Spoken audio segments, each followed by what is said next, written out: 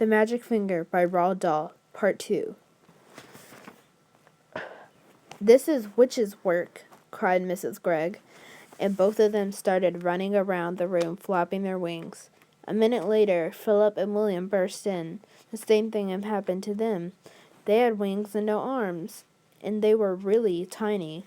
They were about as big as robins. "Mama! Mama! Mama!" chirped Philip. "Look, Mama, we can fly!" And they flew up into the air. "Come down at once," said Miss Gregg. "You're much too high." But before she could say another word, Philip and William had flown right out the window. Mr. and Mrs. Gregg ran to the window and looked out. The two tiny boys were now high up in the sky. Then Mrs. Gregg said to Mr. Gregg, "Do you think we could do that, my dear?" "I don't see why not," Mr. Gregg said. "Come on, let's try." Mr. Gregg began to flap his wings hard, and all at once, up he went. Then Mrs. Gregg did the same. "Help!" she cried as she started going up. "Save me! Come on," said Mr. Gregg. "Don't be afraid." So out the window they flew far up into the sky, and it did not take them long to catch up with Philip and William. Soon the whole family was flying around together. Oh, isn't it lovely?" cried William. "I've always wanted to know what it feels like to be a bird.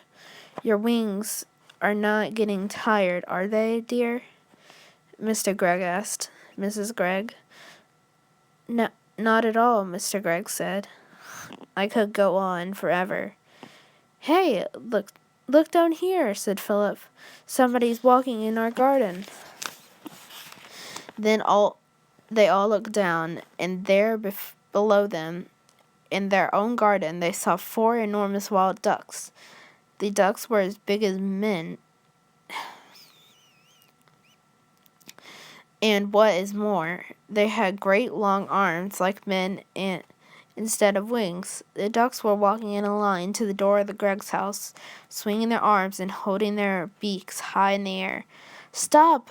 called the tiny Mr. Gregg, flying down low over their heads. "Go away! That's our house." "That's my house." The ducks looked up and quacked. The first one put out a hand and opened the door of the house and went in. The others went in after him. The door shut. The Greggs flew down and sat on the wall near the door. Mr. Gregg began to cry. "Oh dear, oh dear," she sobbed. They have taken our house. What shall we do? We have no place to go." Even the boys began to cry a bit now. "We'll be eaten by cats and foxes in the night," said Philip. "I want to sleep in my own bed," said William. "Now then," said Mr. Gregg, "it isn't any good crying. That won't help us. Shall I tell you what we are going to do?" "What?" they said. Mr. Gregg looked at them and smiled. "We are going to build a nest." "A nest?" they said. "Can we do that?" "We must do it," said Mr. Gregg. We've got to have somewhere to sleep. Follow me." They flew off to a tall tree, and right at the top of it, Mr. Gregg chose a place for the nest.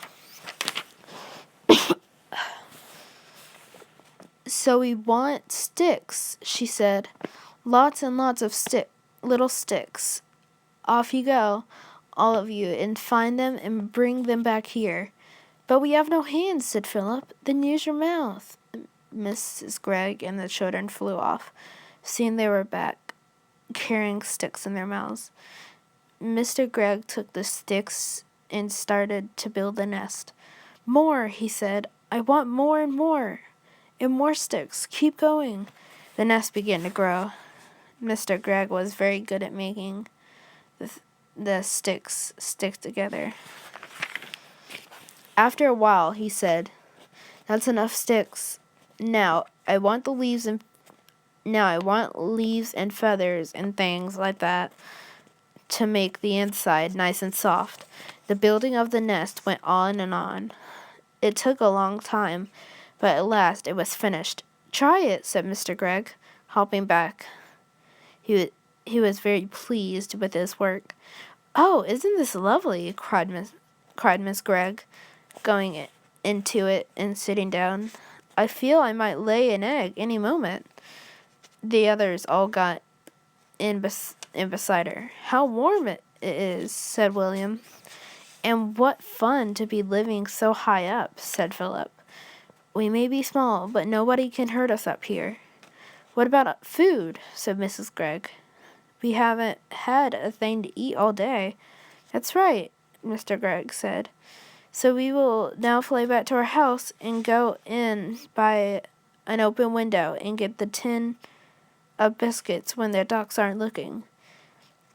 "Oh, we will be pecking to bits by those dirty great ducks." Cried Mrs. Gregg. "We shall be very careful, my love," said Mr. Gregg. And off they went. But when they got to the house, they found all the windows and doors closed. There was no way in. "Just look at the beastly duck cooking at my stove," cried Mrs. Gregg, as she flew past the kitchen window. "How dare she? And look at that one holding my lovely gun," shouted Mr. Gregg. "One of them is lying in my bed," yelled William, looking in the top window. "And one of them is playing with my electric train," cried Philip. Oh, dear," said Mrs. Gregg. "They have taken over our whole house. We shall never get it back. And what are we going to do? And what are we going to eat?" "I will not eat worms," said Philip. "I would rather die." "Or slugs," said William. Mrs. Gregg took the two boys under her wings and hugged them. "Don't worry," she said. I can mice it all up very fine, and you won't even know the difference. Lovely slug burgers, delicious worm burgers." "Oh no," cried William. "Never," said Philip. "Disgusting," said Mr. Gregg.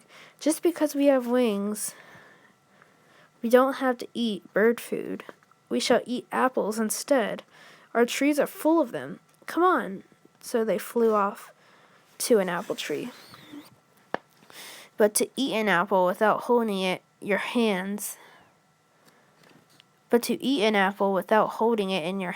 is not at all easy. Every time